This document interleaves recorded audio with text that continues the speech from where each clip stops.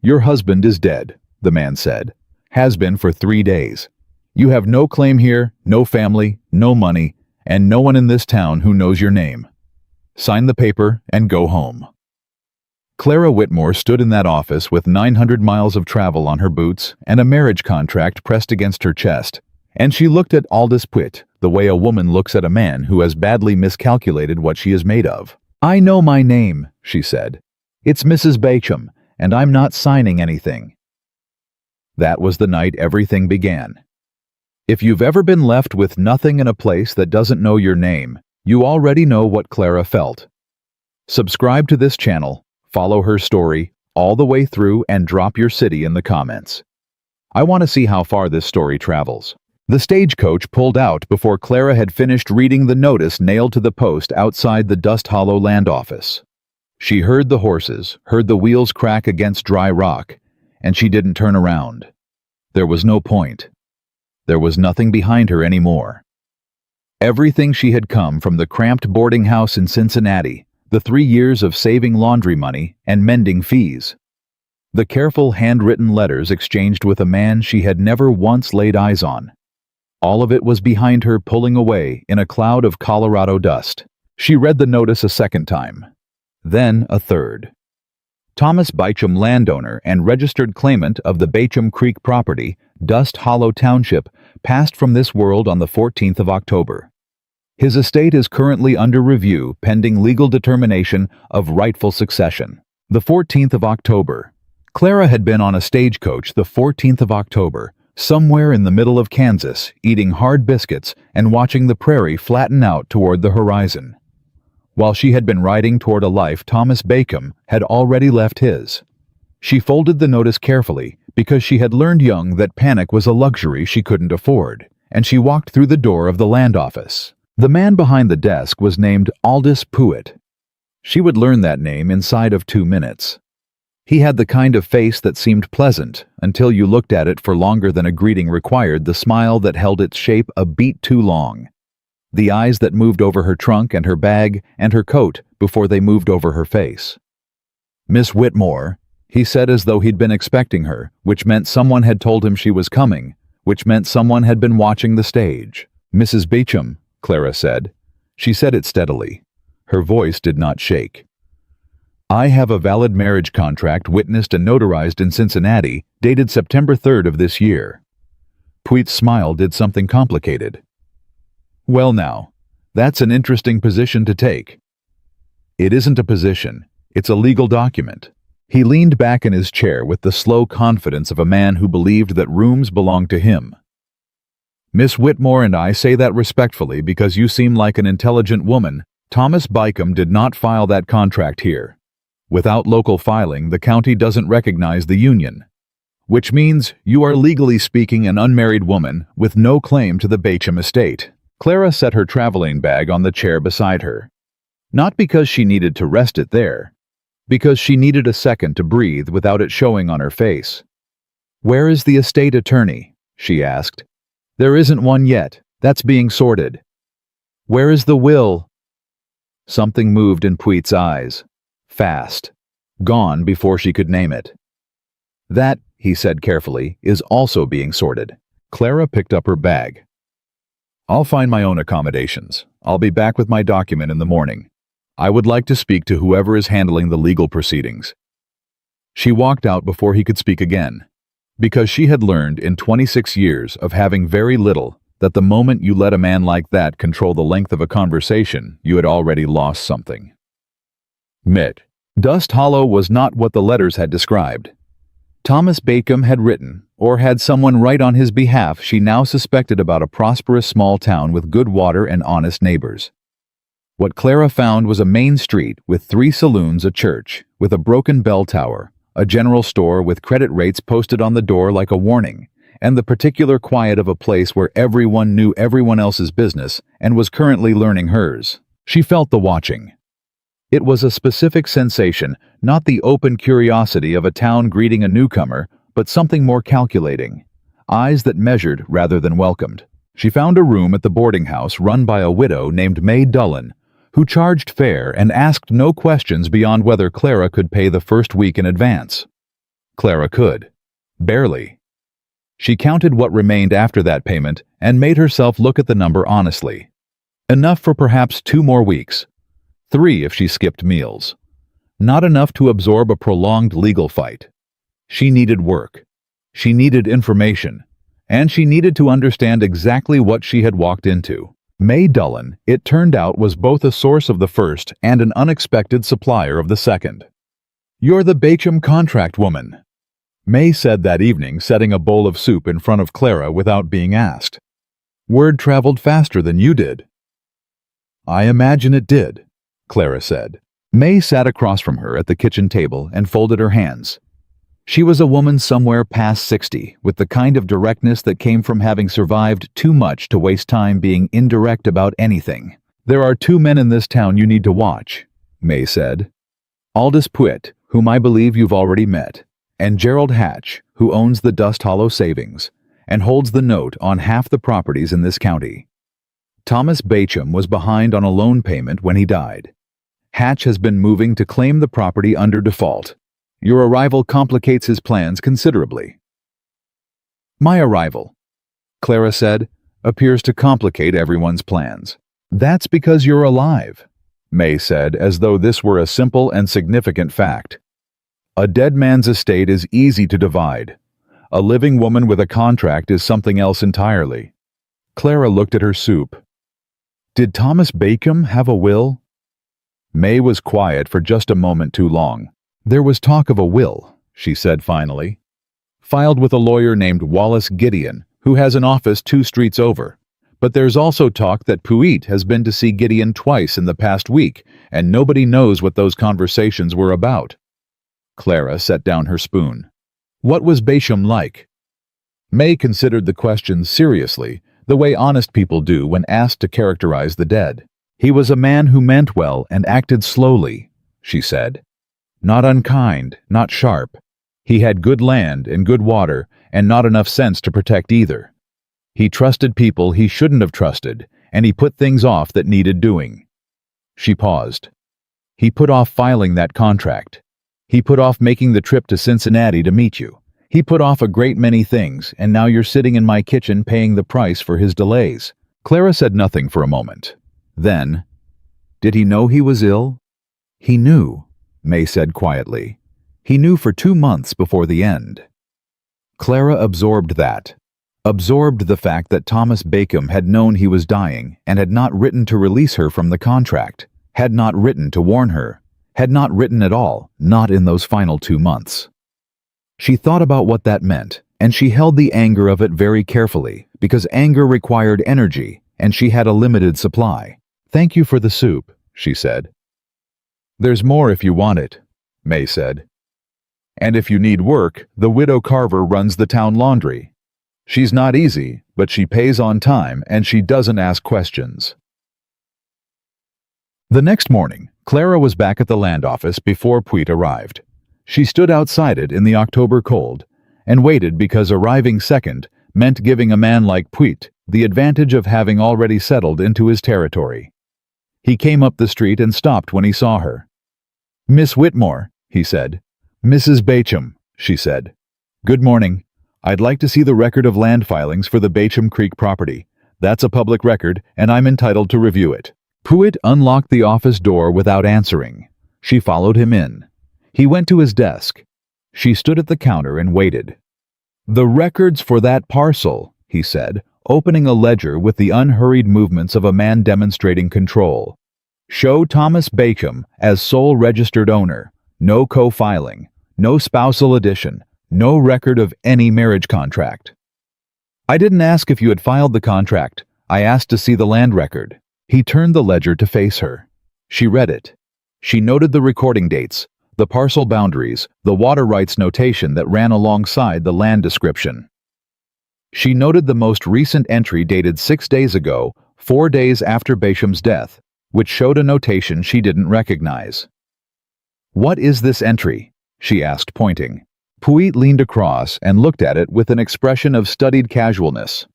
"Preliminary lien notation. Standard procedure when an estate enters probate without a clear heir." "Filed by whom?" A pause. Gerald Hatch acting as primary creditor. Clara straightened up. I see. Thank you. She turned toward the door. Miss Whitmore. His voice had shifted. Still pleasant, but with something underneath it now, something that wanted her to feel the size of the obstacle in front of her. I say this as someone who has seen this kind of situation before. A woman alone in a town she doesn't know with a document that isn't recognized locally. The sensible course is to cut her losses. There are men in this town who would offer a fair price for the inconvenience of her situation. Clara turned around slowly. Are you offering to buy my contract, Mr. Puit? I'm offering perspective. Your perspective, she said, is noted. She pulled the door open. I'll be visiting Mr. Gideon this morning. I expect his perspective will differ. She left him standing in the cold air that came through the open door and didn't look back. She almost didn't see the man leaning against the post outside the land office until she was nearly past him. He was tall and still in the way of a man who had learned that stillness communicated more than movement.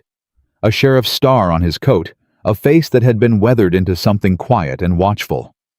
He wasn't watching her with the measuring look she'd grown used to in the past 18 hours. He was watching the street. But he had heard. She knew he had heard. Mrs. Bacham, he said. She stopped. Sheriff? Ethan Cole. He didn't extend a hand, didn't push toward familiarity. I heard you arrived yesterday. Word travels, she said. In a town this size it does. He was quiet for a moment. A horse moved on the far end of the street. Puit say anything that concerned you? Clara looked at him directly. She had learned in her life to read the difference between a man who asked that question because he intended to help, and a man who asked it because he wanted to know how much she knew. Ethan Cole's face was unreadable in the way of a man who had practiced being unreadable, but his eyes were calm, in a way that wasn't performance.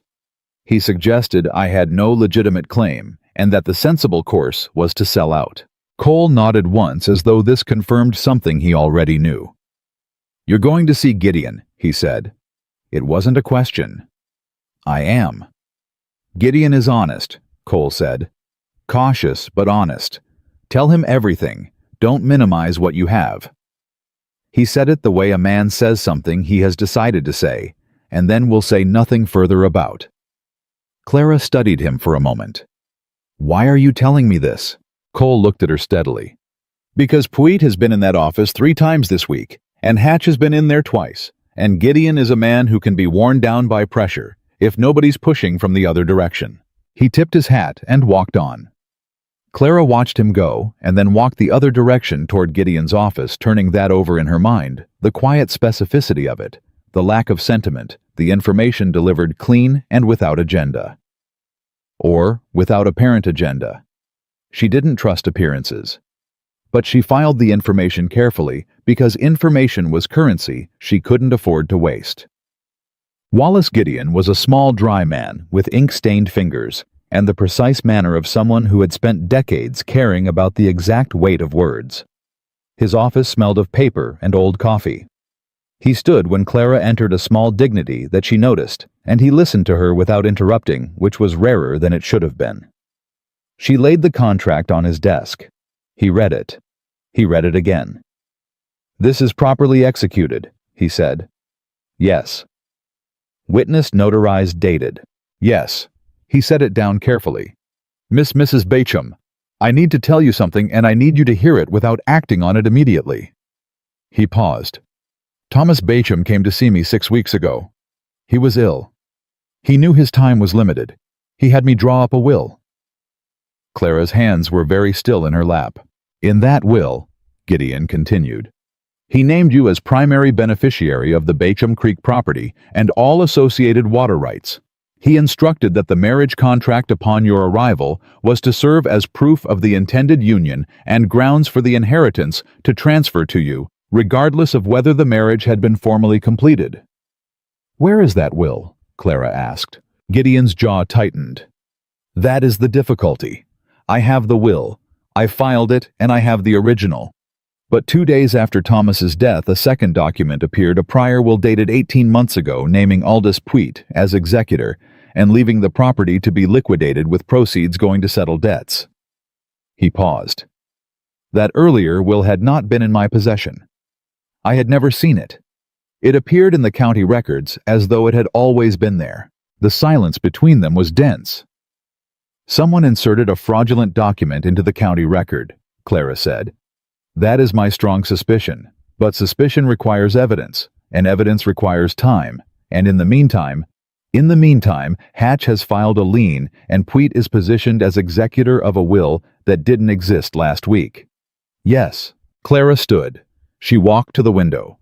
She thought about 900 miles and 3 years of savings, and a dead man who had known he was dying and had done what he could imperfectly, incompletely, but with intention.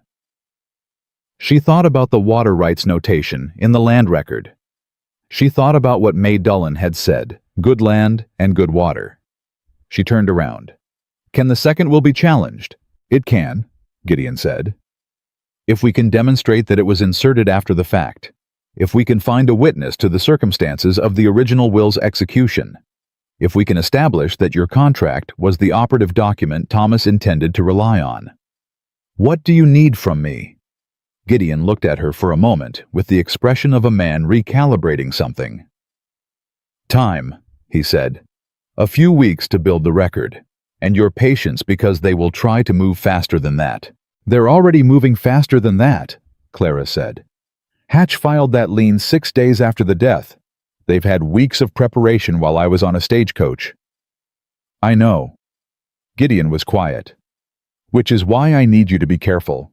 They will look for pressure points, things that could be used to discredit you or destabilize your position. A woman alone in a frontier town without resources or allies is vulnerable, Clara said. I know what I am, Mr. Gideon. I've known for most of my life. She picked up her contract from his desk. I'd like you to file an official response to the Hatch lien by end of day today. On behalf of Clara Bacom, legal beneficiary under Thomas Bacom's will of October 2nd. Gideon blinked. That will provoke an immediate response. Yes, she said. It will tell me what they're willing to do when pushed. Better to know now than to find out when I'm less prepared. She put the contract back in her bag, snapped the clasp, and looked at him steadily. Can I rely on you, Mr. Gideon? He held her gaze. And something in him settled the way a man settles when he has been given the opportunity to be what he always meant to be. Yes, he said. You can. She found work at the laundry that afternoon. Martha Carver was exactly what May had described sharp, unsentimental fare. She looked at Clara's hands, asked if she'd done laundry work before, received an honest answer of yes, and gave her a start time of 6 in the morning. I don't allow trouble in my establishment, Martha said. Whatever is happening with the Bacom property, and yes, I've heard everyone has heard, it stays outside my door. Understood, Clara said. You're not afraid, Martha observed with the tone of someone noting a fact rather than offering a compliment. I'm terrified, Clara said honestly. But terror isn't useful unless you let it sharpen you. Martha looked at her for a long moment, and something in her expression shifted the way May Dullen's had shifted a recognition between women who had survived things of a familiar vocabulary. 6 o'clock, Martha repeated and walked back inside. It was nearly dusk when the two men found her on the road between the laundry and May's boarding house. She heard them before she saw them, the particular cadence of men who had decided something and were walking with that decision already made. She recognized one of them, Gerald Hatch, heavier than she'd imagined from May's description, with a banker's coat and the controlled manner of a man who had learned to make threats sound like advice. Miss Whitmore, he said. Mrs. Bacom, she said. The repetition had become almost automatic, a small flag planted every time because consistency mattered. Hatch smiled with one side of his mouth. Word is you've engaged Gideon and you're planning to contest the estate. That's correct. I wonder if anyone has explained to you the full scope of what that involves." He moved a half step closer, not a threat exactly, but a demonstration of spatial confidence. "Thomas Bacon owed my bank $430. That debt is secured against the property. Even if you were to succeed in your claim, which I consider unlikely, you would inherit a property encumbered by a debt you cannot pay. The debt," Clara said, "would need to be properly documented and verified by the court, which I look forward to doing." Hatch's eyes cooled. "You're a woman alone in a town you don't know with limited resources and no family. There's no version of this fight that ends well for you." "I appreciate your concern," she said. "It isn't concern," he said quietly. "It's courtesy. Walk away now, and I'll see you get $30 for your trouble and a seat on the next stage east." $30. She had traveled 900 miles, and he was offering her $30 to turn around and call it fair. "Good evening, Mr. Hatch," she said, and walked past him. She felt the weight of his stillness behind her, the kind of stillness that was a decision being made. Her spine was rigid, and her breathing was controlled, and she kept walking without varying her pace by a single step. She heard a voice from across the street. "Hatch." One word low and level. Ethan Cole standing in the deep shadow of an awning across the road watching. Not moving toward them. Not raising his voice. Just present and visible and known. The stillness behind Clara shifted. She heard Hatch's footsteps moving away in a different direction. She did not turn around to look at Cole. She kept walking. But she noted the deliberate placement, the economy of intervention, the understanding that sometimes presence is more effective than action. He hadn't rescued her. She hadn't needed rescuing.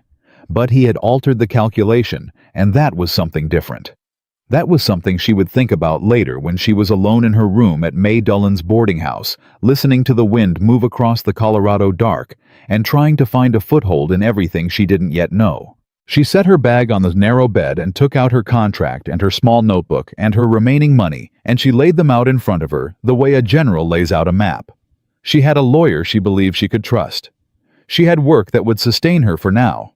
She had a sheriff who was watching something she didn't fully understand yet, and watching it in her direction. She had a fraudulent will, to prove fraudulent a debt to contest, and two men who had already decided she was an obstacle to be removed.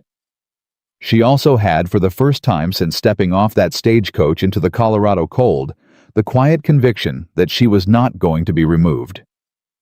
She wrote 3 things in her notebook. Get a copy of the debt documentation from Hatch's bank. Find who witnessed the prior will. Learn what Thomas Bacon was afraid of in the last 2 months of his life. Then she blew out the lamp and lay back in the dark and let the terror run through her the way you let cold water run through a wound necessary, painful, and then done. Tomorrow she would begin. Clara was at the laundry by 6 the next morning with her sleeves already rolled before Martha Carver unlocked the back door. She didn't wait to be shown what to do.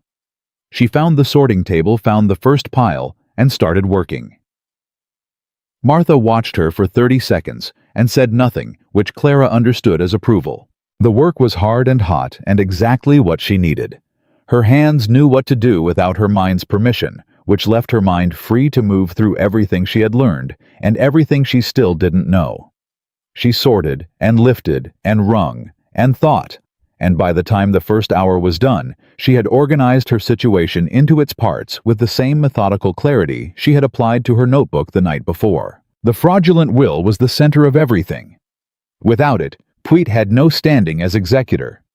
Without Pweet's standing, Hatch's lien became a simple creditor claim, subject to normal probate procedure.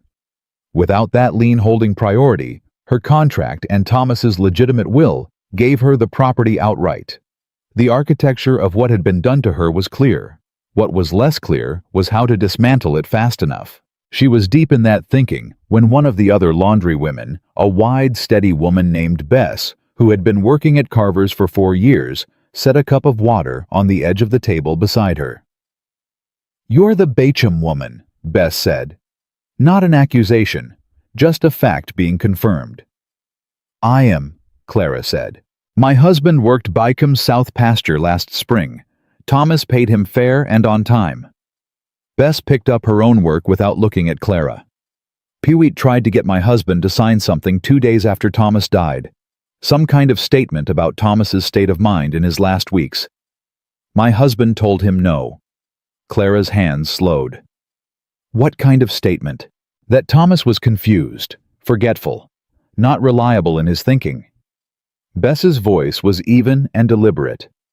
Peweet wanted names. People who could testify that Thomas wasn't of sound mind when he signed documents late in his life. The calculation of it landed on Clara like cold water. If Thomas had been of unsound mind, the second will the real one. The one Gideon held could be challenged as invalid regardless of the fraudulent prior document. It was a secondary strategy. A fallback. If the forged will failed in court, they would attack the legitimate one. Your husband refused, Clara said. My husband, Bess said, is not a man who puts his name on things that aren't true. A pause. There are others who weren't as firm. Peweet has money and patience, and he's been at this for a while. Clara set down the sheet she was holding and looked directly at Bess. Would your husband be willing to speak to Wallace Gideon? Bess looked back at her with the measuring calm of a woman who had thought this through before bringing it up. He might, she said. If someone asked him properly. I'll ask him properly, Clara said. What's his name? Roy Calder. Bess went back to her work. He drinks coffee at the general store at 7 every morning before he goes out. He's not hard to find. Clara was at the general store at 7 the following morning.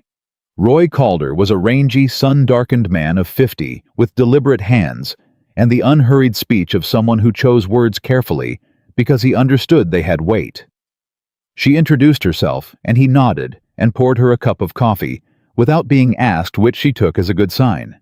She laid it out for him plainly. No dramatics, no appeal to sympathy. Just the facts as she understood them and what she needed.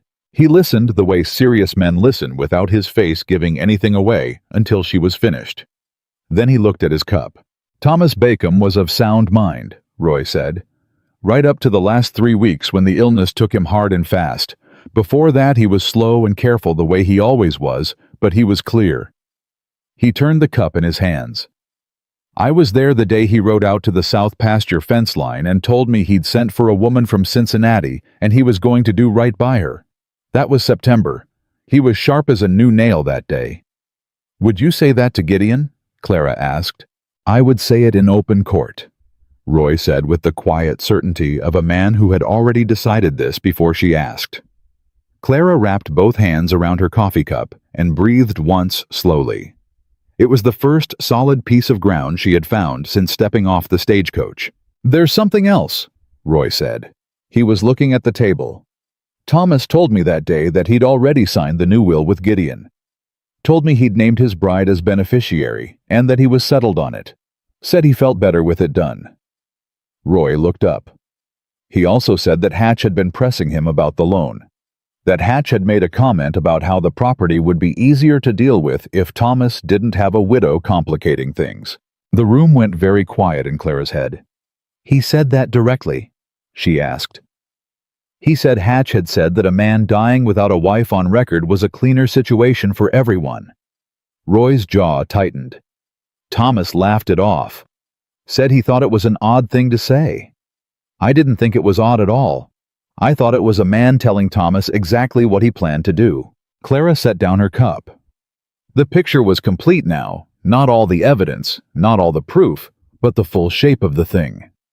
Hatch had known about the marriage contract, had known Thomas was dying, had positioned himself to move the moment Thomas was in the ground, counting on Clara either not arriving or arriving too late and too unsupported to fight. He had miscalculated on both counts. Roy, she said, I need you to write down exactly what you just told me. Everything Thomas said about Hatch, about the will, about the date. I need a written signed statement for Gideon. I can do that today, Roy said. She extended her hand across the table. He shook it without hesitation, man to man, which was the only way she had ever wanted to be treated. She was back at Gideon's office before noon with Roy's statement in hand.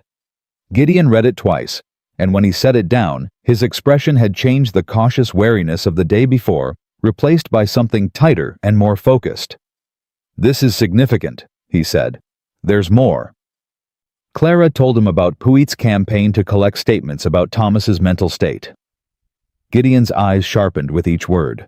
"That explains something," he said. He turned to a stack of papers on his desk and pulled out a single sheet. "I received this morning, a petition filed by Puit in his capacity as executor requesting a court date to establish probate under the prior will. He wants a hearing in 12 days. 12 days. Clara absorbed that.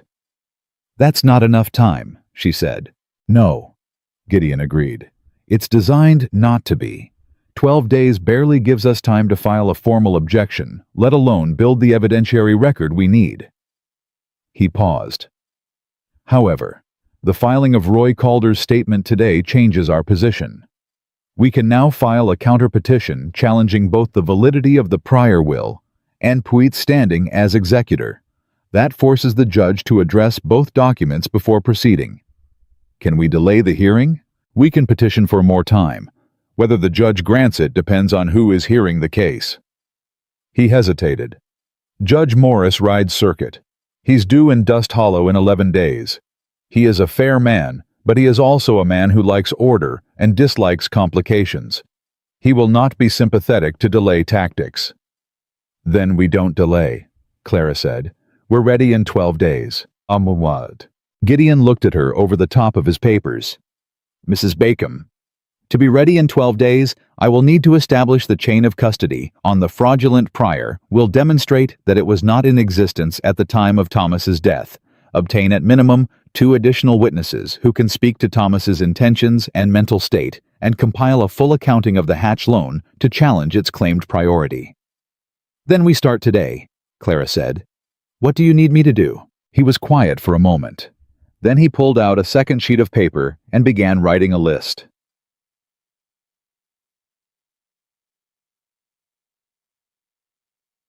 The next 8 days were the hardest of Clara's life, and she had known hard days. She worked the laundry from 6 to noon each day, because she couldn't afford to stop. She needed the money, and she needed the cover of routine, because a woman who appeared to be simply working and surviving was less threatening than one who was visibly building a legal case. She ate what May gave her, and slept 5 hours and spent everything between on the work Gideon assigned. She spoke to 6 more people who had known Thomas Basham. 4 of them were willing to give statements about his character and mental clarity. 2 of them told her something else, that Puit had visited them in the days since her arrival, not to collect statements this time, but to suggest that backing the Cincinnati woman was a risky proposition in a town where Hatch held the notes on a great many things. She brought that information to Ethan Cole. She didn't plan to. She had been walking back from the 4th interview, running the conversation over in her mind, and she came around the corner of the feed store and nearly walked into him. He reached out and steadied her by the arm, one hand brief, then gone, and looked at her with the direct attentiveness she had come to recognize as his mode of engagement. "You look like you're carrying a lot," he said. "I am," she said. And because she was tired, and because his assessment was accurate, and because she had stopped having the energy to be strategically guarded with everyone she told him about Puit's visits to her potential witnesses. Cole listened without comment. His face did that thing. It did absorb information without transmitting reaction. "Who did he visit?" Cole asked. She named 2 of them. Cole nodded slowly. "What he's doing could be characterized as witness intimidation. It's a line, and he's walking right up to it." He paused. "I can't act on that unless someone files a complaint." "Would a complaint from me carry weight? With Judge Morris?" "Yes. He has no patience for procedural manipulation." Cole looked at her steadily. "But filing that complaint puts you more openly in Puit's sights. He'll know you're watching him specifically." "He already knows that," Clara said. Cole almost smiled. It was a small thing, barely a shift in the line of his mouth. "File the complaint with my office. I'll witness it." She went to his office that afternoon and filed the complaint. He asked her questions about each incident with the same methodical care he seemed to apply to everything precise, unhurried, thorough. She answered each one directly. When they were done, he stamped the document and handed her a copy. "You should know," he said as she was rising to leave, "that I've been asking questions of my own about the prior will." Clara sat back down. "There are only two people who could have inserted that document into the county record," Cole said. "The county clerk whose name is Farley Birch, and whoever Birch might have let into the record room after hours." He paused. "Birch bought a new horse 3 weeks ago, paid cash. He makes $32 a month. The weight of that settled between them." "That's your evidence," Clara said. "Not evidence. Observation. But Gideon should know it, and he should ask Birch directly in a formal legal context where lying has consequences." "You've been building this case," Clara said. "Not an accusation, just a recognition." Cole was quiet for a moment. "I've been watching this town do something wrong to someone who didn't deserve it," he said. "That's my job." "Has it always been this complicated?" she asked. He looked at the wall for a moment with the expression of a man who was deciding how much truth to offer. "No," he said. "It got this complicated when Hatch started buying up debt and Pweet started working for him. 4 years ago, this was a different kind of town." Clara looked at him. "Why are you still here?" Cole turned to look at her, and for the first time his face was fully open, something tired and stubborn and honest underneath the control. "Because someone has to be," he said. She held that for a moment. Then she picked up her copy of the complaint and stood. "Thank you, Sheriff," she said. "Ethan," he said quietly. She paused at the door. She didn't turn around, but she said it. "Thank you, Ethan." On the 9th day, everything shifted. Gideon sent word asking her to come immediately, and she arrived to find him standing at his desk with a document she didn't recognize thicker than the ones she had seen before, with official stamps along its margin. "What is this?" she asked. "Hatch's loan documentation," Gideon said. His voice had a new quality-controlled excitement underneath the caution. "I obtained a copy through the court's discovery process. Mrs. Bacham, look at this."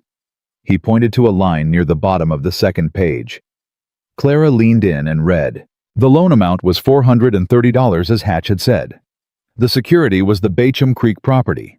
But the interest rate, she read it twice to be certain, was 41% annually, compounding quarterly. "That's usury," she said. "Under Colorado territorial law," Gideon said, "any loan carrying an interest rate above 24% per annum is legally void and unenforceable as written. The entire loan agreement is invalid." He paused. "Which means there is no debt. There is no legitimate lien. Hatch has been filing on a document that has no legal standing." The room was very still. "He knew," Clara said. "He had to know. He's been operating this way with other borrowers in the county for years. Most of them don't have lawyers. Most of them don't know to look." Gideon straightened up, and his voice was firm in a way she hadn't heard from him yet. "This is not a small discovery. This changes the entire evidentiary picture for the hearing." Clara pressed both hands flat on the edge of his desk. She breathed through the rush of it, the relief, the vindication, and underneath both of those, the cold fury of understanding how many people Hatch had done this to before she arrived. "I want that entered as primary evidence," she said, "and I want Gideon to file a formal complaint with the Territorial Land Office about the fraudulent prior will immediately, not in 12 days, today. Filing today will alert Pweet and Hatch that we have this," Gideon said carefully. "Good," Clara said. "Let them know we have it. Let them spend the next 3 days trying to figure out what else we have." She looked at him directly. "Scared men make mistakes, Mr. Gideon. I need them scared." Gideon looked at her for a long moment. Then he reached for his pen. The mistake came on day 11. Clara was walking from Mays to the laundry in the early gray light when she found Roy Calder waiting at the corner. His face told her something was wrong before he said a word. "They went to my wife," he said. His voice was flat with controlled anger. "Last night, Pweet came to my house after dark and told my wife that men who made enemies of Gerald Hatch in this county tended to find their credit called in and their contracts canceled. He paused. He told her I should consider withdrawing my statement before the hearing. Clara looked at him steadily. "Roy, what do you want to do?" "I want to testify," he said with the quiet iron of a man who has been pushed past a line he hadn't known existed. "I want to walk into that courtroom and say every word I told you in front of a judge on the record, and I want Pweet sitting in the room when I do it." "Then that's what we'll do," Clara said. She went directly to Cole's office and told him about Pweet's nighttime visit to the Calder home. Cole wrote it down without expression, but she saw his jaw tighten once the single involuntary sign. "Witness intimidation," he said, this time with a direct threat. "Yes." Cole stood. "I'll pay Pweet a visit this morning." "What will you say?" Clara asked. "I'll tell him I know what he did last night, and I'll tell him that if he approaches any witness in this case again, I'll hold him until the judge arrives." He met her eyes. "And I'll tell him that I know about the county record room." Clara went very still. "You're going to show your hand." "I'm going to show enough of it," Cole said, "to make him believe we have more than we do, which we might." He reached for his hat. "Go to Gideon. Tell him to be ready.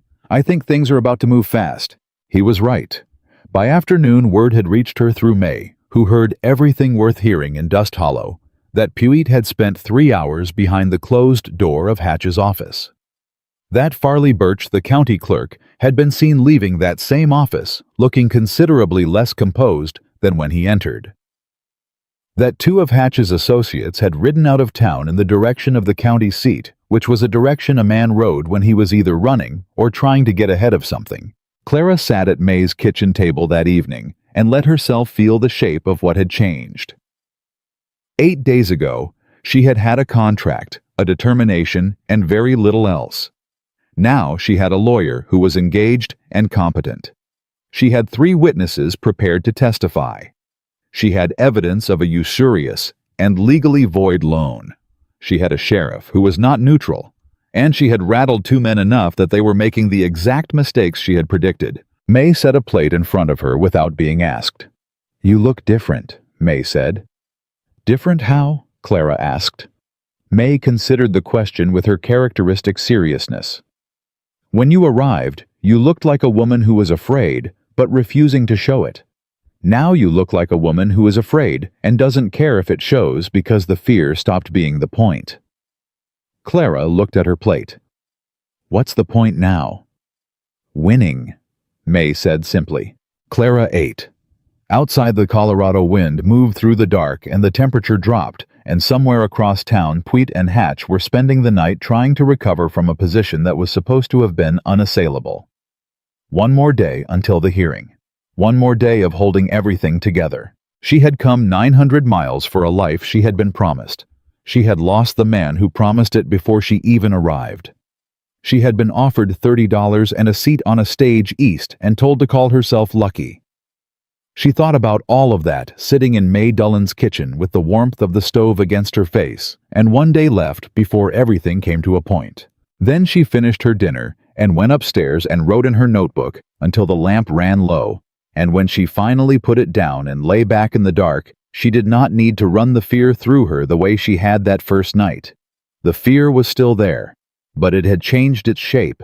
It had become something she was carrying with her, rather than something that was carrying her. One more day. The morning of the hearing, Clara was dressed before the sun came up. She didn't sleep the last hour before dawn, just lay in the dark with her hands folded on her chest, and ran through everything in sequence the way a soldier checks his weapons before a march. Roy Calder's statement, the usury evidence, Gideon's counter-petition challenging the fraudulent will, the complaint against Pweet for witness intimidation logged with Cole's office and ready to be entered. Each piece in its place, each piece necessary, none of it individually decisive, all of it together a case she believed she could win. She believed it with the specific conviction of someone who has also considered every way it could fail. May had coffee waiting when she came downstairs. Neither of them said much. May pressed a hand briefly to Clara's shoulder when she stood to leave, and Clara nodded once, and that was enough. Some things didn't need words. The courthouse in Dust Hollow was a single large room attached to the back of the county clerk's building. It smelled of pine and old paper and the particular density of a space where people had been forced to sit still and feel things they didn't want to feel. Clara came in early and took a seat at the table Gideon had reserved on the left side. She set her folder down, folded her hands on top of it, and looked straight ahead. Pewitt came in 4 minutes later with a lawyer she hadn't seen before, a man from the county seat she suspected brought in for exactly this purpose, which told her something useful. You don't bring in outside counsel unless you're worried. Pewitt didn't look at her when he sat down. That told her something too. Hatch came in last. He sat in the gallery, not at counsel's table, positioned carefully as someone who was present but not party to the proceedings, a distinction that would not survive scrutiny if Gideon played the loan documentation correctly. Clara felt his eyes on her the moment he entered. She did not turn around. Ethan Cole stood at the back wall, not seated, standing with his arms loose at his sides and his hat in his hands, watching the room with the specific attention of a man who expected things to happen and had decided where he needed to be when they did. Judge Morris arrived, and the room stood and sat, and the hearing began. Pewitt's outside lawyer, a man named Cross, who had the particular confidence of someone accustomed to county seat courtrooms rather than frontier ones, opened with efficiency. The prior will dated 18 months before Thomas's death. Pewitt named executor. The estate to be liquidated to settle debts with Hatch's loan holding first priority. Clean, ordered. The kind of presentation that worked well when no one was pushing back. Gideon rose the moment Cross finished. Your Honor, we are filing a formal objection to the prior will on grounds of fraudulent insertion into the county record and a counter-petition establishing the validity of a subsequent will executed October 2nd of this year, naming Clara Bacon as primary beneficiary. Cross turned in his seat with practiced smoothness. Your Honor, the authenticity of the prior will has been properly established by its filing date. The filing date, Gideon said without raising his voice, is the very point of contention. We have reason to believe that document was inserted into the record after Thomas Bacon's death, not before. Judge Morris was a lean, gray-haired man with reading glasses and the patient authority of someone who had heard a great many claims and learned to distinguish the ones worth taking seriously. He looked at Gideon over his glasses. That is a significant allegation, Counselor. Yes, Your Honor. We intend to support it. Morris looked at Cross. Proceed with your presentation. Objection is noted and will be addressed in turn. Cross continued. He was good, organized, smooth, occasionally persuasive.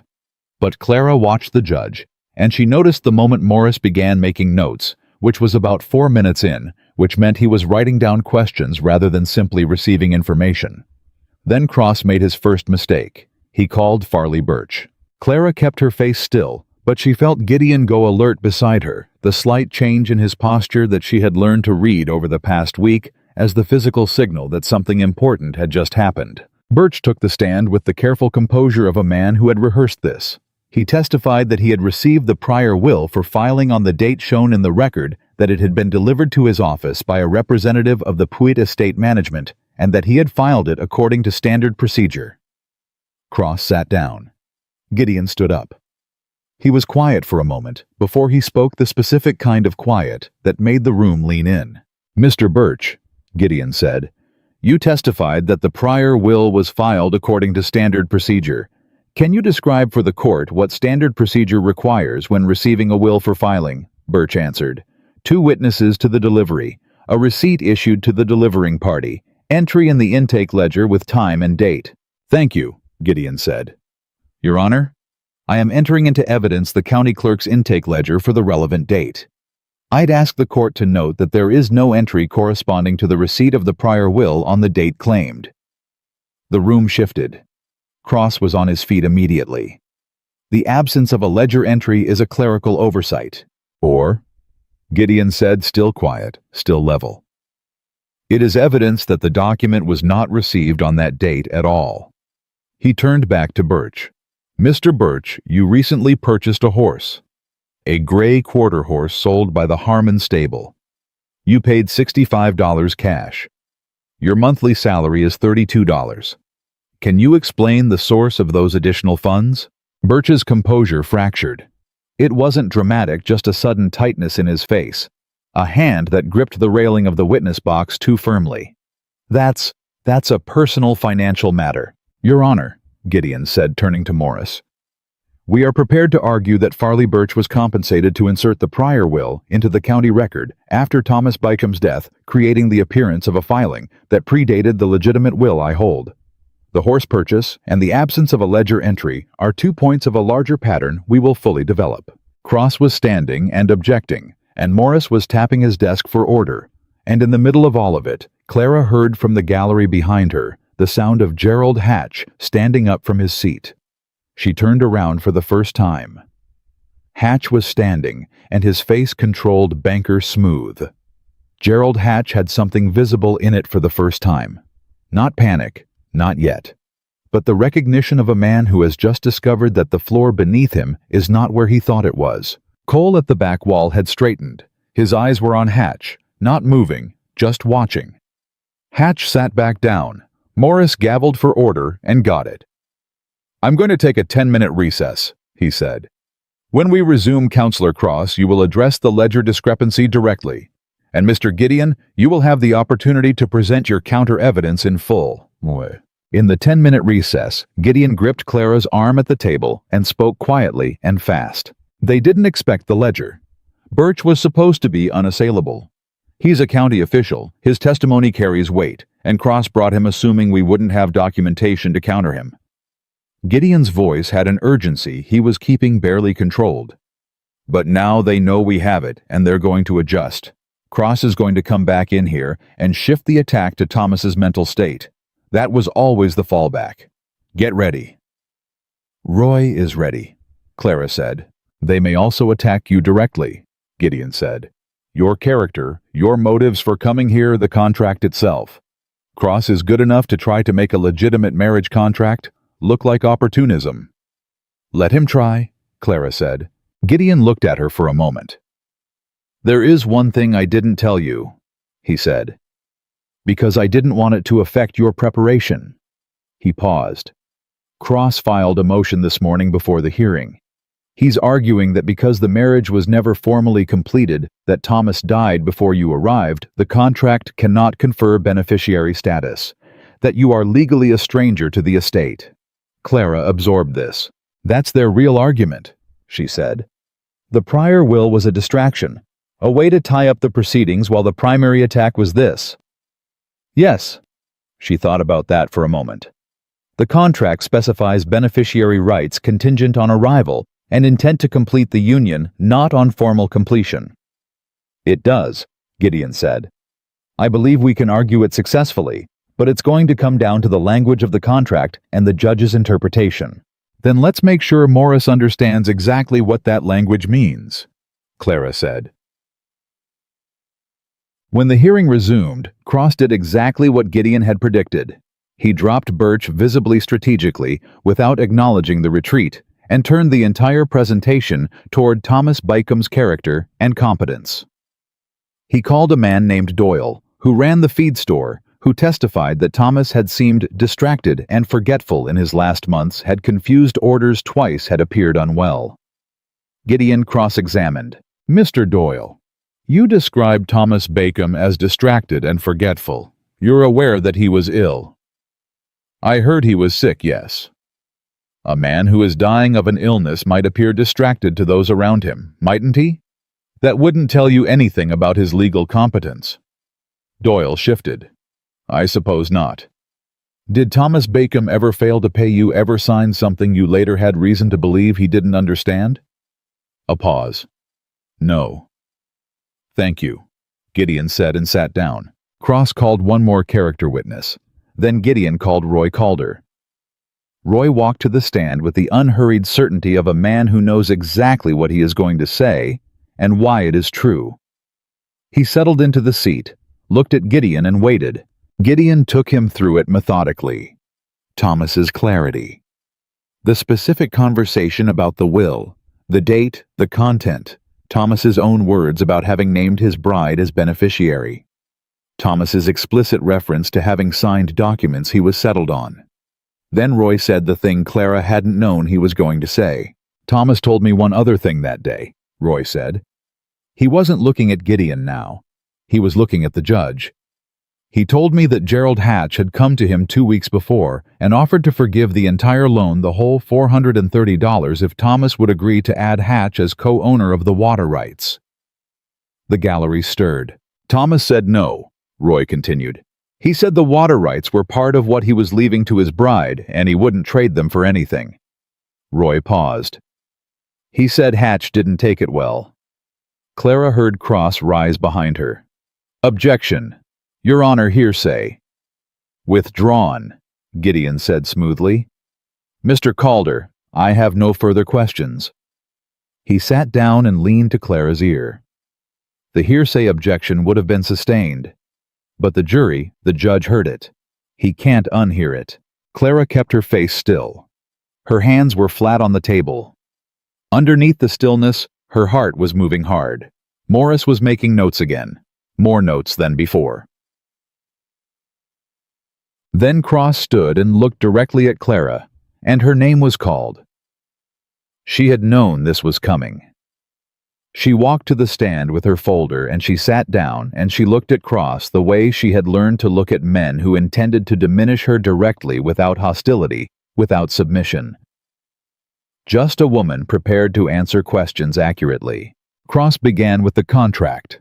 He was precise and careful, and he asked questions designed to establish ambiguity, to create the impression that the language was unclear, that a contract signed in Cincinnati had no force in Colorado, that a woman who had never met her intended husband was a stranger to his estate in every way that mattered. Clara answered each question the same way she had answered everything in the past 2 weeks, factually, directly, and with the specific language of the contract committed to memory so completely that she could cite page and paragraph. When Cross tried to suggest that she had arrived in Dust Hollow with predatory intentions, a word he never used, but circled for 10 full minutes of questioning, she looked at him calmly and said, I arrived with a valid legal document and the intention to begin a life I had been promised. The man who promised it died before I arrived. That is not a crime. That is a misfortune. I am asking this court to honor the legal instrument that governed that arrangement. Cross shifted his approach. Miss Whitmore, you had never met Thomas Bacon. No. You knew nothing of this town, this property, this community. I knew what was in the letters and the contract. And you traveled 900 miles based on documents exchanged with a man you'd never seen. Yes, Clara said. Because the documents were legally binding, witnessed and notarized, and because I had no reason to doubt their validity. She paused. I still don't. You stand to inherit property worth considerably more than the circumstances of your arrangement would suggest. Objection, Gideon said. Argumentative. Sustained, Morris said. Cross tried 2 more angles. Both of them failed against the specific exact language of the contract and Clara's ability to cite it. She watched him recalibrate each time the slight reset the new approach, and she felt underneath the pressure of the stand something she hadn't expected. Something close to calm. Because she had prepared for this. She had prepared for exactly this. And everything he was doing was inside the range of what she had anticipated, and none of it was landing. When Cross finished, Gideon rose for redirect. Mrs. Bycham, he said, the contract you hold specifies beneficiary rights contingent on arrival and intent to complete the union. Can you speak to your intent? I arrived in Dust Hollow on the morning of October 17th, Clara said. I had the contract in my possession and the full intention of completing the union it described. Thomas Bycham died 3 days before my arrival, not 3 days after. The intent existed. The arrival occurred. The only thing that prevented the formal completion was his death, which was beyond either party's control. And Thomas Bacon's will, Gideon said, names you as primary beneficiary by name, Clara Whitmore of Cincinnati. Is there any ambiguity in your understanding about who that document refers to? None, Clara said. She stepped down and walked back to the table and sat, and she kept her hands flat and her face still, and she breathed. Morris called a 30-minute recess. Sad. It was in that recess that Farley Birch broke. Clara didn't see it happen. She was in the hallway with Gideon going over the loan documentation for the face at the right time. Birch had gone into the small room off the side of the courtroom where Cross and Puet were conferring. Someone had raised a voice Pui by the sound of it, and Birch had come back out alone, and instead of returning to the gallery, he had walked directly to where Ethan Cole was standing in the corridor. He had talked to Cole for 7 minutes. May counted. When Clara and Gideon came back in from the hallway, Cole was standing at the front of the room with a folded piece of paper. He caught Gideon's eye and crossed to them. Birch has given me a written statement. Cole said, his voice low and even. He confirms that he was paid $80 to insert the prior will into the record on the night of October 16th. He names Puet as the party who paid him and Hatch as the party Puet was acting for. A pause. He also states that Puet told him the prior will had been prepared in advance before Thomas's death and was being held until the timing was right. Gideon went very still. Before Thomas's death, yes. The three of them stood in that, and what it meant assembled itself in Clara's mind, with the cold precision of something that had always been true but was now visible. They had not merely forged a document after Thomas died. They had prepared it while he was still alive. They had been planning this in specific detail before she ever boarded the stagecoach. They had known about the marriage contract, had known Thomas had made a will, had spent weeks building the architecture of a theft waiting only for a death that was already coming. Enter it, Clara said. Her voice was steady in the way that steadiness sometimes is not the absence of feeling, but the presence of something stronger.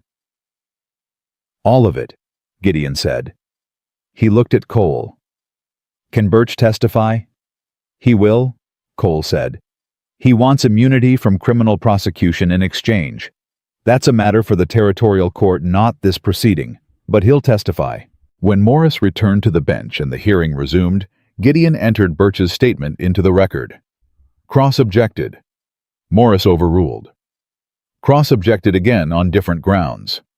Morris overruled again, and this time his voice carried a quality that had not been there before, something compressed and final. Then Gideon stood and entered the loan documentation. Your Honor, we are submitting the full text of the loan agreement between Gerald Hatch and Thomas Bycombe into evidence and asking the court to note that the interest rate stated in that agreement, 41% per annum compounding quarterly, exceeds the maximum rate allowable under Colorado territorial law by a factor of nearly 2. The loan as written is legally void and unenforceable. The lien filed against the Bycombe estate has no valid basis. Cross stood. But for the first time since the hearing began, he didn't speak immediately. He stood at his table, and he looked at the document Gideon had just entered, and Clara watched him calculate the distance between where he had started the morning and where he was standing now. He had no argument. Not a good one. He made 3 objections in quick succession, all procedural, all denied. He sat down. In the gallery, Gerald Hatch stood up for the second time. This time, Ethan Cole pushed off the back wall and walked toward him. Not fast, not threatening, just steady and deliberate and present. Hatch sat back down. Morris removed his glasses and set them on the desk and looked at the room with the expression of a man who has been watching people make choices all day and has come to a determination about the quality of those choices. I am going to review all submitted materials before issuing my ruling, he said. That review will be completed by tomorrow morning. Both parties will present for ruling at 9 o'clock. He paused. I will say this, any further attempt to contact, pressure, or discourage witnesses in this matter will result in immediate sanction and a referral to the Territorial Court for criminal proceedings. He looked directly at Puet when he said it. Puet did not look away, but his face had gone the particular color of a man who has realized he is exposed. The gavel came down. Clara did not move for a long moment after the room began to empty. She sat at the table with her hands flat on the folder, and she let the day drain through her, the pressure of the stand, the precision of every argument the moment Birch's statement came through the door and changed the weight of everything. Gideon was gathering papers beside her. "Tomorrow," he said quietly. "We'll know tomorrow." "We already know," Clara said. "Not arrogance, something quieter than that. The specific knowledge of a woman who has built something carefully and watched it hold under pressure." Gideon looked at her and nodded once. She picked up her folder and walked to the back of the emptying room. Cole was there, hat in his hands, watching her come. "Birch," she said. "When did you know he was going to break?" "When Cross put him on the stand," Cole said. "Birch is not a brave man. He was counting on not being asked directly." The moment Gideon asked about the ledger, Birch understood that someone had been more careful than he'd been told to expect. A pause. He made a calculation. He decided that being on the right side of the truth was safer than being on the losing side of a lie. "Is he right?" Clara asked. Cole considered it honestly. "Probably," he said. "Hatch will try to make him a scapegoat. But with the loan documentation in the record, Hatch's own exposure is significant enough that he'll be managing his own situation." Clara nodded. Then she said, "What happens to Puiti?" Cole was quiet for a moment. "That depends on what the territorial court decides to do with Birch's statement. What Puit did preparing a fraudulent document before a man's death, paying a county official to insert it afterward, that's not a civil matter." "No," Clara said. "It's not." She walked out of the courthouse into the Colorado afternoon, and the cold air hit her face, and she stood still for a moment, and just breathed it in, the particular sharp clarity of high country air, after a long time inside a closed room, and she let herself feel the full weight of the day without pushing it away. Tomorrow at 9 she would know, but she already knew. She had done everything she could do, and she had done it right, and now it was in the hands of a fair judge with an honest record in front of him. That was going to be enough. She walked back to May's boarding house in the late afternoon light, and for the first time since she had arrived in Dust Hollow, she did not look over her shoulder once. She didn't sleep, not for lack of trying. She lay in the dark at May's boarding house and listened to the wind move through the October cold, and ran the hearing through her mind in sequence, every exchange, every objection, every moment when the room had shifted and she had felt the current change direction. She looked for the holes. The places where Cross might have found purchase if he'd pressed differently, where Morris might reasonably decide that what they had presented was compelling but not conclusive. She found two. The first was the contract language. Gideon was confident in his reading beneficiary rights contingent on arrival and intent not formal completion. But Morris was a judge, not an advocate, and judges were not required to share the interpretation of the lawyer presenting the argument. If Morris read the contract more narrowly, the entire inheritance question came back to the fraudulent prior will alone, which meant everything rested on Birch's statement and the ledger discrepancy. The second hole was Birch himself. A man who had sold his integrity for $80 and a new horse was not an unassailable witness. Cross would have spent last night building exactly that argument. She turned on her side. She turned back. At 4 a.m. she got up, lit the lamp, and wrote in her notebook until the sky began to pale. Not strategy. There was nothing left to strategize.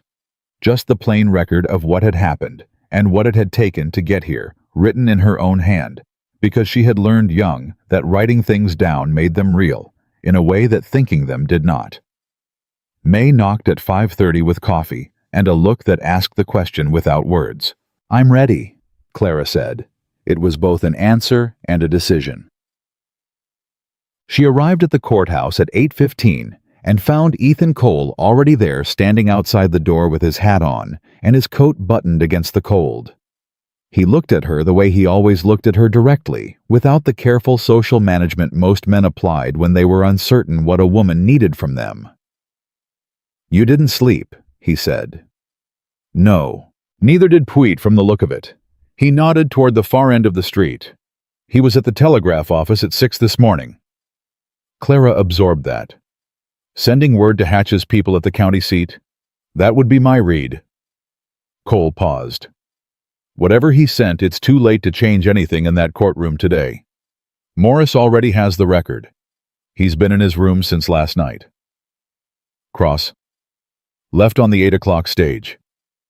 Cole said it quietly, watching her. Clara went still. He left. He left. No client notification on record, no request for delay. He simply got on the stage. A pause. That's a lawyer who has decided the ground under his client is not where he wants to be standing. The implications of that ran through Clara in a single cold current. Cross was not a man who abandoned paying clients without reason. Cross had reviewed everything in the record last night, all of it including Birch's statement and the loan documentation, and he had made a professional calculation that the cost of losing this case visibly was higher than the cost of the breach of contract Puig could bring against him, which meant Cross believed Morris was going to rule against them. Completely. Not a partial ruling, not a compromise, a full decision against Puig and Hatch. She breathed. Then it's over. Almost, Cole said carefully. Puig is still in there. He might represent himself, try to delay, make a procedural argument. Don't assume the morning is simple until Morris speaks. She nodded. She went inside. Puig was at his table alone, and the aloneness of it was visible, the extra space where Cross had sat, the absence of the practiced confidence that outside counsel had supplied. He was writing something when Clara sat down, and he didn't look up. But his pen stopped moving for a moment and then resumed, which told her he knew she was there and was deciding how to appear unbothered. He wasn't unbothered. She could see it in the set of his shoulders, the specific tension of a man holding himself very carefully together. Gideon arrived at 8:40 with a leather case and the contained energy of someone who had also been awake and had used the time well. "Cross is gone," Clara murmured. "I know," Gideon said. He set his case down and opened it without looking up. "Morris will note the absence. It will inform his reading of the situation." He paused. "Are you prepared for any outcome?" "Yes," Clara said. He looked at her then. "The best outcome gives you the property outright. The second will upheld, the prior will, voided, the Hatch lien removed. The middle outcome upholds the second will, but requires us to address the loan debt through a separate proceeding. The worst outcome." "I know what the worst outcome is," Clara said. "I've been living with it for 2 weeks." Gideon nodded. "Then we're ready." Morris came in at 9 o'clock precisely, and the room stood and sat, and the last proceeding began. Morris did not waste time. He set his papers in front of him and looked at Puig's empty side of counsel table with the expression of a man noting a fact without commenting on it. Then he looked at Clara and Gideon. "Before I deliver my ruling," Morris said, "I want to address a procedural matter. Mr. Cross is no longer present in this proceeding. Mr. Puig, are you prepared to represent yourself, or do you require a continuance to obtain new counsel?" Puig stood. He was composed, she gave him that.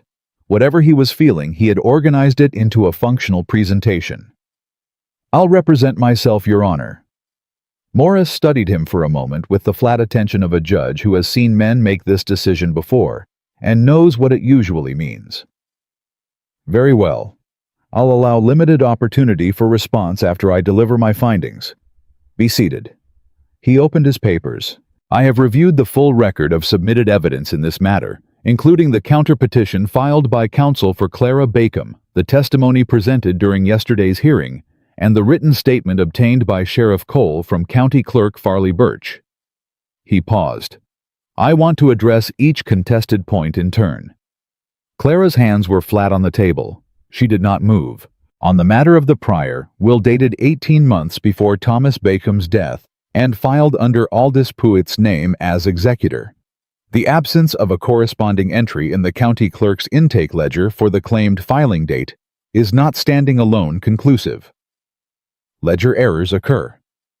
However, the absence of a ledger entry combined with the written statement of the clerk himself, who has acknowledged under signed oath that he was compensated to insert the document into the record on the night of October 16th.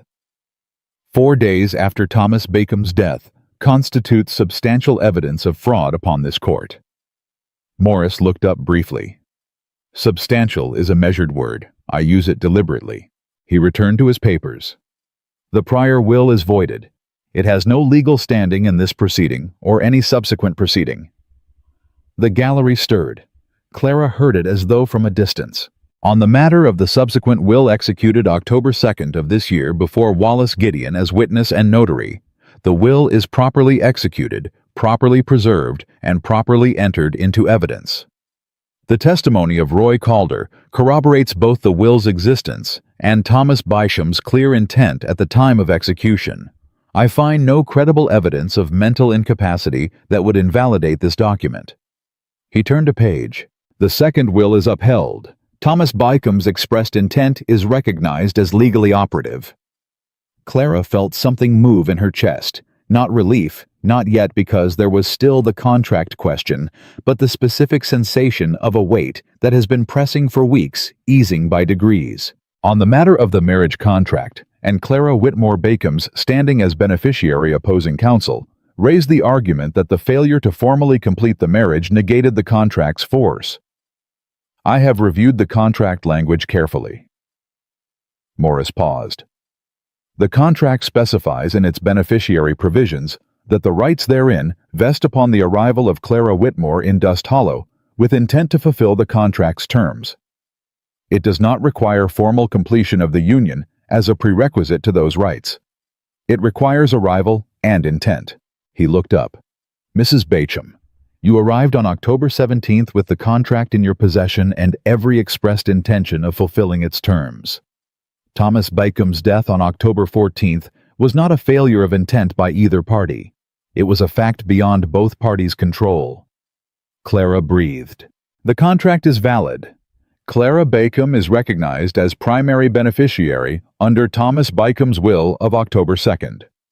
The Bacon Creek property, including all associated water rights transfers to her ownership. There was a sound in the gallery, not applause. Nothing that dramatic, but the particular release of breath that a room makes when tension that has been held a long time is suddenly no longer required. Then Morris's voice came again, and it was harder.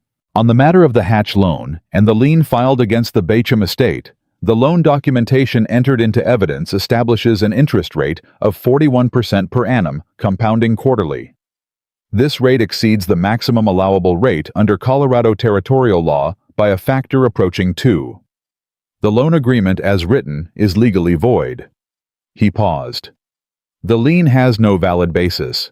It is removed from the record effective today. At the table across from her, Puit had gone very still. Finally, Morris said, and his voice carried something beneath the judicial formality. Now something compressed and deliberate. I am referring the matter of the fraudulent will, the compensation of a county official, and the witness intimidation documented in complaints filed with Sheriff Cole's office to the Territorial Court for criminal investigation. The referral will include the full record of this proceeding. He looked directly at Puit.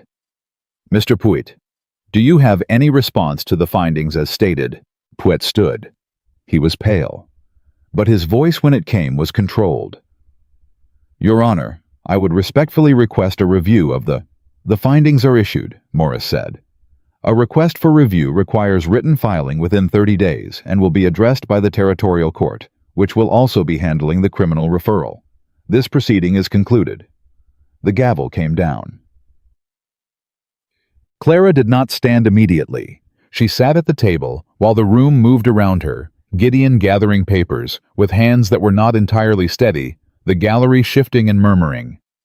Puit walking out with the careful movements of a man under significant internal pressure.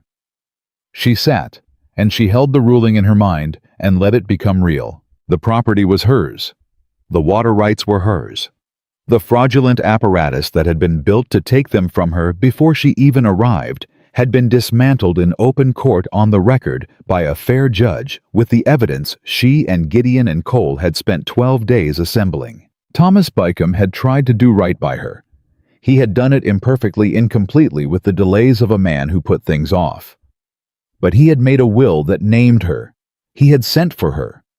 He had told Roy Calder on a September afternoon with the clarity of a dying man who knew exactly what he wanted, that he was going to do right by his bride. She thought about that man she had never met, slow and careful, and not sharp enough to protect himself, as May had said, and she felt for the first time something for him that was not anger at the delays and the silences and the uncompleted journey. Something that was closer to gratitude. He had tried. "Clara." Gideon's voice was quiet beside her. She looked up. "You won," he said, plainly, without ornamentation. "We won," she said. He shook his head. "I built the case. You built the foundation. There's a difference." She found Cole outside, standing in the same position he had been in when she arrived, hat in his hands, watching the street with the patient attention he seemed to apply to everything. "Morris ruled in full," she said. "I heard he said the wall between the room and the corridor was not thick. The referral to Territorial Court Puit and Hatch will be dealt with there," Cole said. "It won't be fast, and it won't be simple, but it's on the record now, and territorial prosecutors don't ignore records like that." He paused. "Hatch will have lawyers by the end of the week. He'll argue financial technicalities and try to separate himself from Puit's actions. It may take a year." "But it will happen," Clara said. "Yes," Cole said. "It will happen." She looked at him for a moment. This man who had stood at the back of every room she'd been in for 2 weeks, positioning himself precisely where he needed to be, giving her what she needed before she always knew she needed it. "Why did you help me?" she asked. Not the way she'd asked in his office when she was still measuring whether he could be trusted. A different question now, with different stakes. Cole was quiet long enough that she knew he was deciding how honest to be. "Because what they were doing was wrong," he said. "That's the simple answer, and it's true." "What's the less simple answer?" He turned to look at her fully. "Because you walked into that land office on your first morning here and told Puit your name was Mrs. Bacham, and you said it like you'd decided something and weren't going to be moved. And I thought—" He stopped. "I thought that kind of person deserved to have someone in their corner who wasn't going to be moved either." Clara looked at him for a long moment. "Thank you, Ethan," she said. The same words as before at the same door, but weighted differently now. "You're welcome, Clara," he said, the first time he had used her given name. The days that followed had a different quality than any she had known since arriving. Not easy. There was nothing easy about taking possession of land you'd never seen in a town that had just watched a legal battle reshape its power structure. But solid. Each day had a foundation under it that the previous weeks had lacked. She rode out to the Bacom Creek property with Gideon on a gray morning 3 days after the ruling, and she stood at the fence line and looked at the land Thomas had left her and tried to feel what she was supposed to feel. It didn't come all at once. It came in pieces over the following days as she walked the fence lines and talked to the 2 ranch hands who had stayed on without pay through the uncertainty, men named Holt and Pruitt, who had worked the property for years and who looked at her with the specific wariness of people who have learned not to trust quickly, but who are prepared to revise their assessment with evidence. She gave them evidence. She paid them. Full wages for the weeks they'd worked without. She asked Holt to walk her across every inch of the property and explain what he knew about it, and she listened without interrupting, and she asked questions that told him she was paying attention. On the 3rd day, he stopped looking at her with wariness and started looking at her with the cautious respect of someone who has discovered that a person is more competent than expected. Pruitt took longer. He was a man who had been burned before and wore the evidence of it in the set of his jaw. On the 5th day, when Clara was working on the fence line herself, instead of watching him work it, he came and worked beside her, without saying anything, which was its own kind of statement. "You're staying," he said finally. Not a question. "I'm staying," she said. He nodded and went back to work, and that was the end of his skepticism. May Dullen came out to the property on the 4th day with a basket and the direct manner of a woman making an inspection she had decided was warranted. She walked through the house, small, spare, well-built, and into the kitchen, and stood at the window and looked out at the land with the expression of someone who is doing a private calculation. "Thomas bought this land for the water," May said. "Most of this county runs dry by August. His creek doesn't." She turned around. "Hatch knew that. It's why he wanted it. A man who controls the water in a dry county controls everything." "I know," Clara said. "What are you going to do with it?" Clara had been thinking about this since the ruling. She had thought about it walking the fence lines with Holt. Thought about it lying awake listening to the creek run in the dark. "The ranchers to the north have been paying Hatch above market rates to access his irrigation ditches," she said, "because they have no other option. I'm going to offer them access to the Bacham Creek water at a fair price, below what Hatch charged. Enough for me to maintain the property, and enough for them to keep their operations solvent." May looked at her. "That will make you allies of half the county," May said. "That's the idea," Clara said. May set down the basket on the kitchen table and opened it, and there was bread and preserves and the business-like warmth of a woman who approves of something and expresses it through provisions. "You'll need to be careful about how you present it," May said. "These are proud men. They won't want to feel like they're taking charity from a woman who beat their neighbors in court." "It isn't charity," Clara said. "It's a fair business arrangement. I'll make sure they understand the difference." "Make sure you make it their idea," May said. "Men are easier to work with when they think the good sense was theirs." Clara almost laughed. It was the first time she had come close to laughing in 3 weeks. Roy Calder came by on the 6th day with a practical offer his knowledge of the South Pasture drainage issues in exchange for access to the creek for his own small operation. Clara accepted without hesitation. By the end of the week, 2 other ranchers had sent word through Roy asking about water arrangements. The architecture of it was assembling itself faster than she had planned, which was the way things sometimes worked when the foundation was right. She was at the fence line on the 8th day when she heard a horse on the road and looked up to find Ethan Cole riding toward her with no particular urgency, the way a man rides when he has no professional purpose, and is making no attempt to disguise the fact that the direction he chose was deliberate. He dismounted and stood at the fence and looked at her work. "That corner post is going to need resetting before winter," he said. "I know," she said. "I'm getting to it." He stood with his arms on the fence rail and looked out at the land with the ease of someone who has been in open country his whole life and is comfortable in the specific silence of it. "The territorial prosecutor sent word," he said after a moment. "Puit has been summoned. Hatch has retained 2 lawyers from Denver." He paused. "It's going to be a proper fight." "Let it be," Clara said. "You may be called as a witness."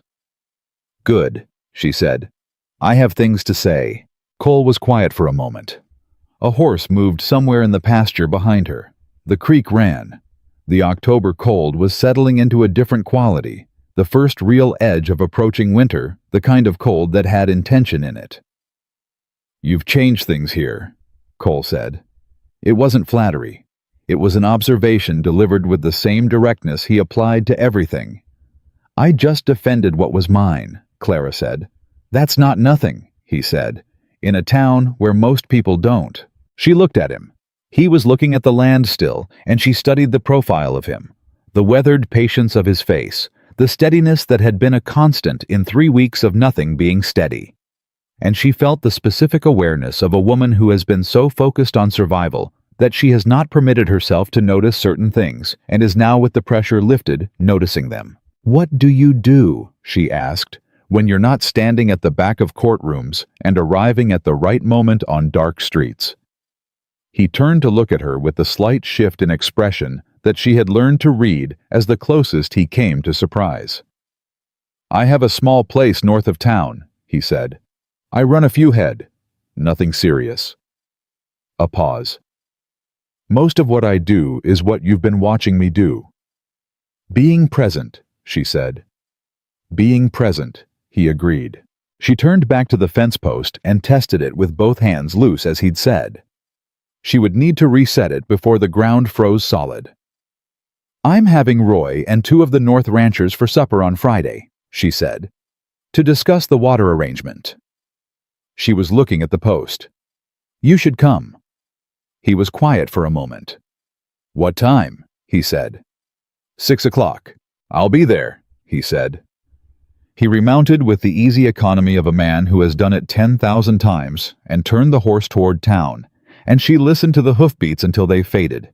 And then she went back to work with the particular focus of someone who has been given something small and good to look forward to. That evening she sat at the kitchen table of her own house, her land, her creek running in the dark outside the window, and she wrote a letter to an old friend in Cincinnati. She wrote about the journey and the fraud and the hearing and the ruling. She wrote about Gideon and Roy Calder and May Dullen. She wrote about Ethan Cole briefly and carefully in the measured way of someone who is still deciding how much weight a thing has. Then she folded the letter and set it aside and picked up her notebook and added one line at the bottom of the last page of everything she had written since arriving in Dust Hollow. "I am no longer afraid." She looked at it for a moment. Then she closed the notebook and blew out the lamp, and she slept fully deeply without running anything through her mind, for the first time since she had stepped off the stagecoach and found herself alone in a town that had wanted to take everything from her. Outside, the Colorado dark held the property in its cold quiet, and the creek ran on indifferent and clean and entirely hers. Friday came with the particular cold of a Colorado November that had stopped pretending to be autumn. Clara had the stove going by 4 in the afternoon and the table set by 5, and she was aware in the back of her mind that she was more deliberate about these preparations than the occasion strictly required. Roy Calder and 2 ranchers coming for supper to discuss a water arrangement did not require the good plates. She used them anyway, and she didn't examine why too carefully. Holt came in from the barn at 5:30 and stopped in the kitchen doorway with the expression of a man who has noticed something and is deciding whether to comment on it. "6 people for supper," he said. "6." Clara confirmed. "Sheriff's coming," he said. Not a question. "He is." Holt was quiet for a moment. Then he said, "He's a good man," with the plain directness of someone delivering information he considers relevant, and went back outside. Clara stood at the stove and said nothing because there was nothing to say to that, and also because Holt was right, and she already knew it. Roy arrived first with his wife, a woman named June, who had her husband's steadiness and her own brand of directness that made Clara like her immediately. The 2 North ranchers, a man named Aldous Price and his partner Clem Wakefield, came 5 minutes later, both of them carrying the specific wariness of men who had been on the losing side of a water arrangement for long enough that being offered a better one felt like a trap. Clara fed them first. She had learned from May Dullen that men who are fed are easier to work with than men who are hungry, and that a table that has seen generosity creates a different kind of conversation than a table that has seen nothing but business. Ethan Cole arrived at 6, exactly which she had expected, and when he came through the door and took off his hat and looked at the room at Roy and June and the 2 ranchers and Clara at the table, she had set something in his face, did a thing she hadn't seen it do before, something that was briefly and quietly at ease. She handed him coffee. He took it and sat where she indicated at the end of the table beside Roy, and the room settled into the particular comfort of people who have found their places. The water discussion took an hour and went better than Clara had planned. She laid it out plainly: access to Bacon Creek irrigation at a rate 40% below what Hatch had charged, with a fair use agreement that protected the creek's flow and required cooperative maintenance of the shared ditches. She did what May had advised. She framed the practical details as questions rather than proposals, letting Price and Wakefield arrive at the sensible conclusions themselves. Price was the harder of the 2, a man with a weathered skepticism earned through years of being on the short end of arrangements made by people with more power than him. He sat with his arms crossed for the first 20 minutes and listened without speaking. Then he asked 2 precise questions about the maintenance obligations, which told Clara he was serious about the arrangement and needed to understand the obligations before he could trust the benefits. She answered both questions directly and without softening the obligations. That was the moment his arms came down from his chest. "You're not going to change the rate next year," he said. "I'll give you a written agreement with a fixed rate for 3 years," Clara said. "After 3 years, we renegotiate both parties at the table, nobody holding water access as a lever." Wakefield, who had been quieter than Price, said, "Hatch would never have offered a written agreement." "I know," Clara said. "That's the difference." Roy looked at his coffee cup and said nothing, but the corner of his mouth moved. By the time the dishes were cleared, both Price and Wakefield had agreed in principle and would come back Monday with Roy to sign the written terms Gideon would prepare. Clara watched them shake hands across her table in her house, and felt the specific satisfaction of something built correctly beginning to function. June Calder helped with the dishes while the men talked by the stove, and she worked beside Clara with the easy efficiency of a woman who does not believe in standing on ceremony when there are practical things to be done. "Roy said you were the most clear-headed person he'd seen in a courtroom," June said, drying a plate. "Roy was the most important person in that courtroom," Clara said. "He told the truth when he didn't have to." "He did have to," June said simply. "He just didn't know it until you asked him." She set the plate down and looked at Clara directly. "You're good for this town. I want you to know that someone sees it." Clara held that for a moment. It was a small thing. It landed like something large. "Thank you, June," she said. Roy and June left at 8:30, and Price and Wakefield not long after, and the house went from full and warm to quiet and warm with the stove still going, and 2 cups of coffee on the table, and Ethan Cole still in his chair. He hadn't rushed toward the door when the others rose. He'd helped Roy with his coat and shaken Wakefield's hand, and then stood at the table and looked at Clara with the quiet question of a man who will leave immediately if indicated and is not going to make the asking her responsibility. "Stay a while," she said. He sat back down. For a few minutes they didn't talk. The fire worked in the stove. The creek ran outside in the dark. It was the kind of silence that exists between people who have been through something together and have arrived at a place past the need to fill the space with words. A silence that had weight and warmth and no discomfort in it at all. The territorial prosecutor sent a second letter, Cole said after a while. Hatch's lawyers filed a motion to separate his case from Puig's. They're arguing he had no knowledge of the fraudulent will. "Does anyone believe that?" Clara said. "The prosecutor doesn't," Cole said. "But belief and evidence are 2 different things, and Hatch has spent 30 years making sure the evidence points at other people." He paused. "It may take longer than we'd like." "It will take as long as it takes," Clara said. "I'm not going anywhere." Cole looked at her over his coffee cup. "No," he said. "I don't think you are." She leaned back in her chair and looked at the stove and thought about what it had taken to arrive at this specific moment. This room, this warmth, this man across the table, this land outside in the dark that was entirely and legally and irrevocably hers. "Can I ask you something?" she said.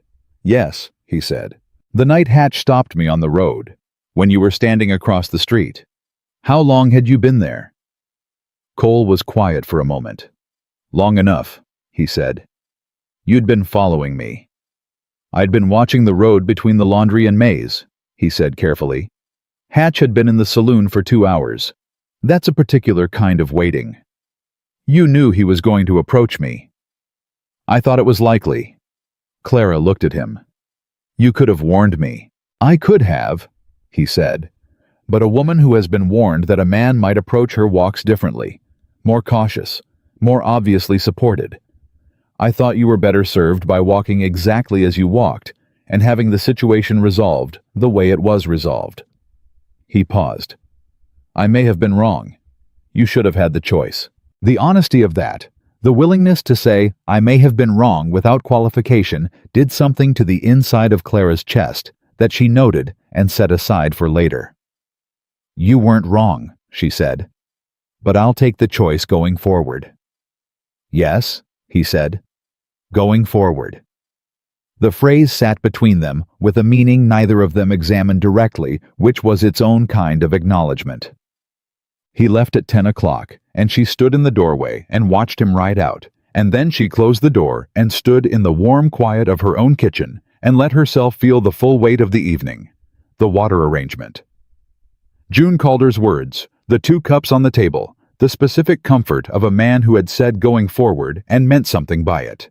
She was not a woman who moved quickly toward things she wanted. She had learned early that wanting something too openly was a way to lose it, that the safest position was always one of managed expectation.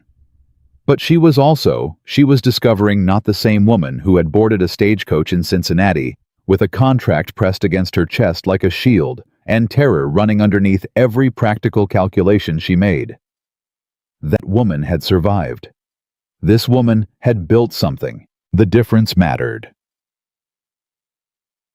3 weeks later, the first real snow came, and with it, a development that no one had predicted. Farley Birch, in the process of cooperating with the territorial prosecutor's investigation, produced something he had been holding back, a letter written in Hatch's hand, dated 2 weeks before Thomas Bycombe's death.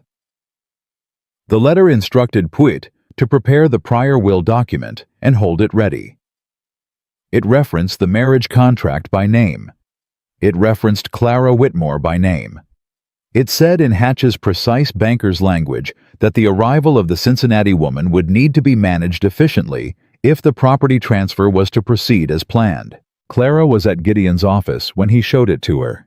She read it twice. Then she set it down carefully on his desk. "He knew my name before I arrived," she said. "Yes," Gideon said. "He had been planning this since before Thomas died, since before I left Cincinnati." The letter was written on October 1st, Gideon said. Thomas signed his legitimate will on October 2nd. Whether Hatch knew about that will or merely suspected Thomas might take protective action, we don't know. But the preparation was already underway. Clara looked at the letter, at the clean, formal handwriting of a man who had written her name on a piece of paper as a problem to be solved before she even knew this town existed. She thought about the stagecoach, the Kansas prairie, the hard biscuits, Thomas Bycombe dying while she was in transit, not knowing any of it. "This ends it," she said. "For Hatch. This letter ends it." "Yes," Gideon said quietly. "I believe it does." The territorial prosecutor received the letter the following week. Hatch's Denver lawyers filed 3 motions in rapid succession, all procedural, all designed to suppress or delay. The prosecutor denied all 3. Hatch was formally charged on a Thursday morning, and by Thursday afternoon, the news had moved through Dust Hollow, the way news moved through small towns fast, and total, leaving nothing unchanged. Clara heard it from Holt, who heard it from Price, who had ridden in from his ranch specifically to tell people. She was at the fence line when Holt came out with the information, and she listened, and then she went back to the fence post she'd been working on and set it with both hands and tested it. Solid. "All right," she said, and moved to the next one. Cole came by that evening. She had expected him. She had started a pot of coffee when she heard the horse, which told her something about how well she had learned to recognize the particular sound of his approach. He came in and sat, and she poured, and neither of them said anything about the charges for a moment. "He'll fight it," Cole said. "He'll lose," Clara said. "Probably not this year." "I know." She sat across from him. "I've stopped measuring time in days. I'm measuring it in seasons now. I'm thinking about the south pasture drainage before spring. I'm thinking about the water agreement renewals 3 years out." She paused. "I have time to let the court move at its own speed." Cole looked at her with the direct warmth that had replaced his early watchfulness. The same eyes, the same steadiness, but opened now the careful distance between observation and engagement, closed to something much smaller. "You came here terrified," he said. It wasn't a judgment. It was a statement of fact, offered as the beginning of something. "I was terrified from the moment I stepped off that stage," Clara said. "I was terrified every day for 3 weeks. I was terrified on the stand." She paused. "I was terrified the morning of the ruling, and I didn't know until afterward, when it was done, how much of me had been braced for losing." "What happened when you stopped being afraid?" Cole asked. She thought about that honestly. "I didn't stop being afraid," she said. I stopped letting the fear be the loudest thing in the room. He nodded. Something in the nod told her he understood this from the inside, not just as an observation about her. "What are you afraid of?" she asked, because the question had been moving toward the surface for weeks, and she was no longer a woman who avoided questions simply because the answers might be complicated. Cole looked at his cup. The fire worked in the stove. Outside, the snow had stopped and the night was very clear and cold. "I'm afraid of this county becoming what Hatch wanted it to be," he said. "A place where the people with water and money make every decision and everyone else adjusts." He paused. "I've watched it move that direction for 4 years, and I haven't been able to stop it with a badge and a set of laws that Hatch knew better than I did." "Until now," Clara said. He looked up. "Until now," he said. "Because someone arrived with a contract and a spine and no intention of being moved. We did it together," Clara said. "You and me and Gideon and Roy and Bess and June and everyone who told the truth when it cost something to do it." "Yes," Cole said. "But you were the center of it, the thing everyone else organized around." She held his gaze. "Ethan, I came here to build a life. I didn't come here to be the center of anything." "I know," he said. "That's exactly why you are." The silence that followed was not empty. It was full of everything that had been building across the past weeks, the careful distance that had been maintained while there was a legal battle, and a need for professional clarity, the unspoken understanding that whatever was between them had to wait its turn behind the work. The work was done. The turn had arrived. "I'm not going anywhere," Clara said. She had said it to Cole before about the town, about the fight. She said it now with a different inflection aimed at something different, and they both understood the difference. Cole set down his cup and looked at her steadily with his whole face open, in the way she had only seen it twice before, unguarded, honest, and carrying something that had been kept carefully in check for a long time. "Neither am I," he said. That night, for the first time, he didn't leave at 10 o'clock. He stayed while the fire in the stove burned down to coals, and the night deepened outside, and the cold pressed against the walls of the house, and found no way in. They talked about Cincinnati, about what it had been like to grow up with nothing and learn to calculate every risk and make every resource last. About what it was like to watch a town you'd chosen slowly become something you hadn't chosen.